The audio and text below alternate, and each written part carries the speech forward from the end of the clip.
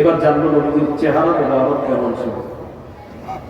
সহিহ বুখারীর বর্ণনা 3549 নম্বর হাদিসের বর্ণনা। এই হাদিসের অনুবাদটা করার পর দিল থেকে খুশিতে জোরে সুবহানাল্লাহটা পড়বেন, আগে অনুবাদটা করবেন। কানা রাসূলুল্লাহ সাল্লাল্লাহু আলাইহি ওয়াসাল্লাম আহসানান নাসি ওয়াজহা। আমাদের নবী সাল্লাল্লাহু আলাইহি ওয়াসাল্লামের চেহারা মুবারক এই পৃথিবীর মধ্যে যত মানুষ আছে সবার মাঝে সবচেয়ে বেশি সুন্দর। কাদের নবী?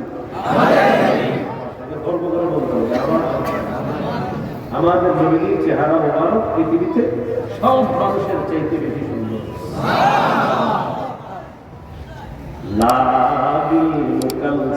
চেহারার মধ্যে একেবারে চেহারাটা গোল ছিল না। চেহারার মধ্যে গোল গোল একটা ভাব ছিল, পরিপূর্ণ গোল ছিল না।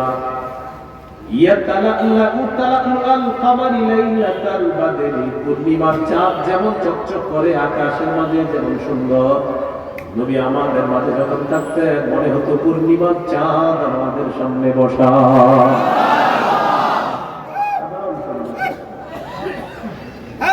এই ছিল রাসূল সাল্লাল্লাহু আলাইহি ওয়াসাল্লামের চেহারা মুবারক। তিরমিজির বর্ণনা 2811 নম্বর হাদিস। এই বর্ণনাটা যদি আপনাদের সামনে আমি না বলি আজকে, আর এটা না বলে যদি আমি ঢাকা চলে যেতাম, গিয়ে আফসোস করতাম যে এইটা রাজনীতির জায়গায় কেন বললাম না। আর আপনারা পরে কারণ করে শুনলে বলবেন আমি এই হাদিসটা কেন বলল না। এই জন্য দুই পক্ষের যেন ভবিষ্যতে আফসোস না হয়, হাদিসটা শুনে। তিরমিজির বর্ণনা 2811 নম্বর হাদিস। হাদিসের বর্ণনাকারী সাহাবীর নাম জাবের ইবনে সামুরা রাদিয়াল্লাহু তাআলা। তিনি বলেন, রাআইতু রাসূলুল্লাহ সাল্লাল্লাহু আলাইহি ওয়াসাল্লাম ফি লাইলাতি ইদহিয়ান। সাহাবী বলেন, আল্লাহ নবীর দিকে জ্যোৎস্না রাতে আমি তাকাইলাম। জ্যোৎস্না রাতে আল্লাহ নবীর দিকে তাকাইলাম। জ্যোৎস্না রাতে নবীর চেহারা মুবারকের দিকে যখন তাকাইলাম, ফাজালতু আনজুরু ইলা ওয়াজহি রাসূলিল্লাহি সাল্লাল্লাহু আলাইহি ওয়াসাল্লাম ওয়া আনজুরু ইলাল কমার। একবার নবীর চেহারা দেখতে লাগলাম, আরেকবার আকাশের চাঁদ দেখতে লাগলাম। একবার চেহারা আমার চাঁদ, চেহারা চাঁদ, চেহারা চাঁদ, চেহারা চাঁদ। সাহাবী বলেন, ওয়াল্লাহি হুয়া আহসানু ইনদি মিনাল কমার। আল্লাহর কসম, আমি বারবার দেখা এই সিদ্ধান্তে বুঝলাম ওই চাঁদের চাইতে আমার নবী কোটি গুণ বেশি সুন্দর। আল্লাহ আমাদেরকে স্বপ্নে দেখায়। রাসূলুল্লাহ সাল্লাল্লাহু আলাইহি সাল্লামের চেহারা মুবারক কেমন ছিল আরেকটা বর্ণনা হলো তিরমিজির বর্ণনা 2485 নম্বর হাদিস, 2485 নম্বর হাদিস। এই হাদিসের বর্ণনাকারী সাহাবীর নাম আব্দুল্লাহ ইবনে সালাম রাদিয়াল্লাহু তাআলা। এই হাদিসটি আপনারা একটু বোঝার চেষ্টা করবেন। হাদিসের বর্ণনাকারী আব্দুল্লাহ ইবনে সালাম, তিনি যে হাদিসটি এখন আমাদেরকে শোনাবেন, এই হাদিসের ঘটনাটা ঘটছে তিনি মুসলমান হওয়ার আগে, ঘটনাটা তিনি জানাইছে মুসলমান হওয়ার পর। ঘটনাটা ঘটছে তখন তিনি যখন অমুসলিম ছিলেন। তিনি ছিলেন ইহুদি ধর্মের বড় আলেম, পণ্ডিত। ইহুদি ধর্মের কিতাব পড়ে তার এটা বুঝে আসছে মুহাম্মদ নামে একজন নবী আসবে, সত্য নবী। তিনি আসার পর তিনি মদিনায় আসবে। তিনি যখন মদিনায় আসবে আসার পর আমি তার কাছে যাব, কয়েকটা প্রশ্ন করব, উত্তর দিতে পারলে মুসলমান হব।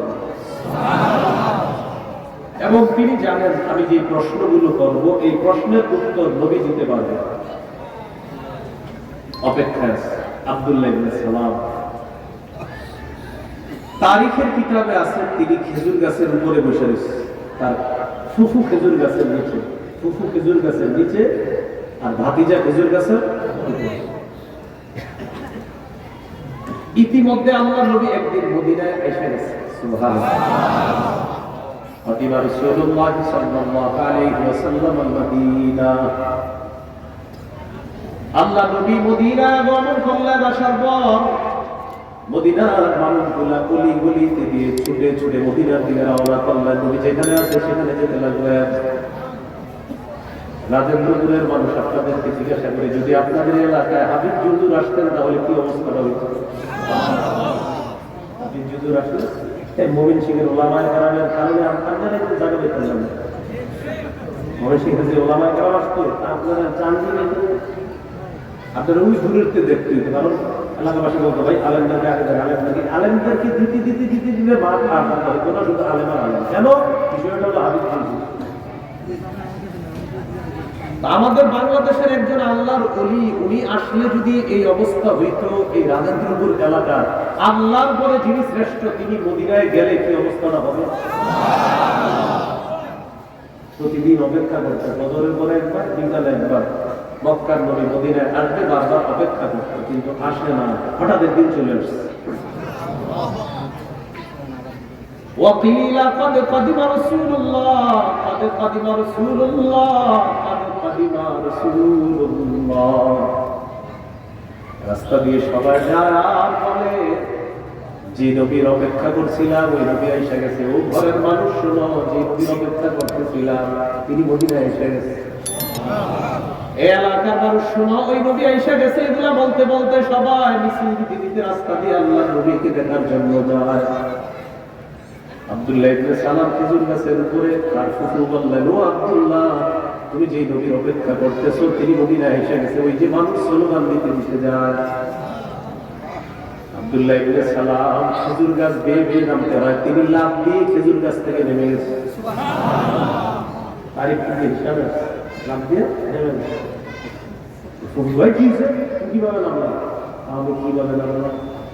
অর্থাৎ উনিও এত খুশি হলে যে কিভাবে নেমে গেলেন, খেজুর গাছ ভেবে নামতে হবে। আমি তো আসলে বুঝিনি এই বিষয়টা। উনি বলেন, আমিও গেলাম আল্লাহর নবীকে দেখার জন্য।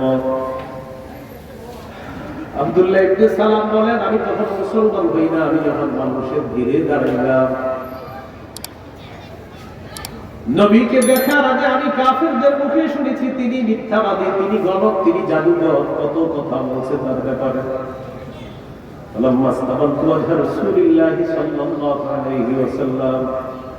আব্দুল্লাহ ইবনে সালাম বলেন, যেদিন আমি প্রথম তার চেহারাটা দেখলাম, আমি তখনও মুসলমান হই না, কিন্তু আমি চেহারাটা প্রথম দেখার পর বুঝতে পারছি কোন মিথ্যাবাদীর চেহারা এটা হতে পারে না।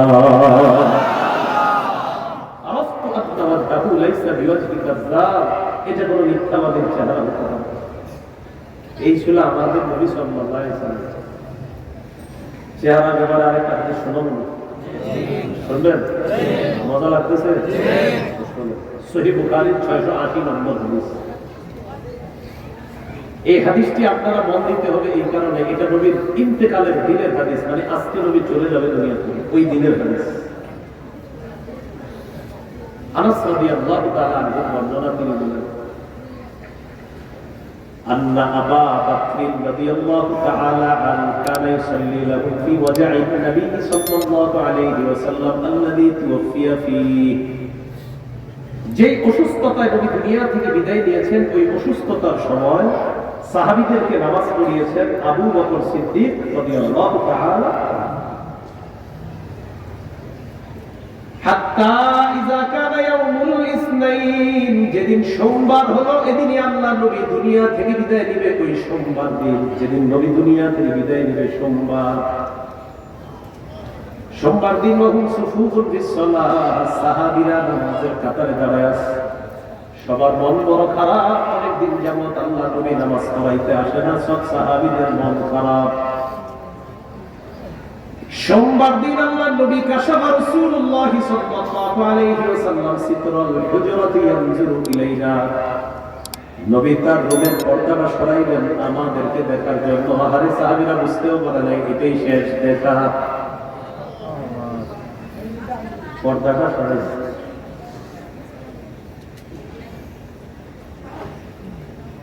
পর্দা সরানোর পর সাহাবীরা বলেন আমরা এত খুশি হয়েছি, আমরা ভাবলাম নবীজি মনে হয় আজকে আসবে, নামাজ পড়াবে, আমরা অনেক খুশি হয়েছি। হামামনা আন নাফতাতিনা আলাল ফাতহি বিরুয়াতিন নবী সাল্লাল্লাহু আলাইহি ওয়াসাল্লাম, খুশিতে আমরা আত্মহারা হয়ে গেছি, আজকে নবীজি আসবে, নামাজ পড়াবে।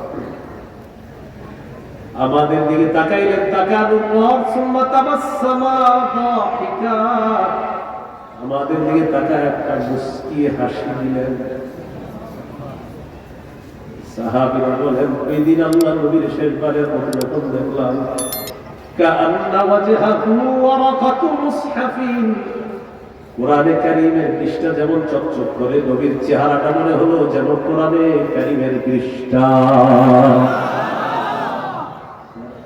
মনে হলো যে কোরআনে কারীমের পৃষ্ঠা আমাদের সামনে তাকায় আসছে দৃষ্টিতে সবার।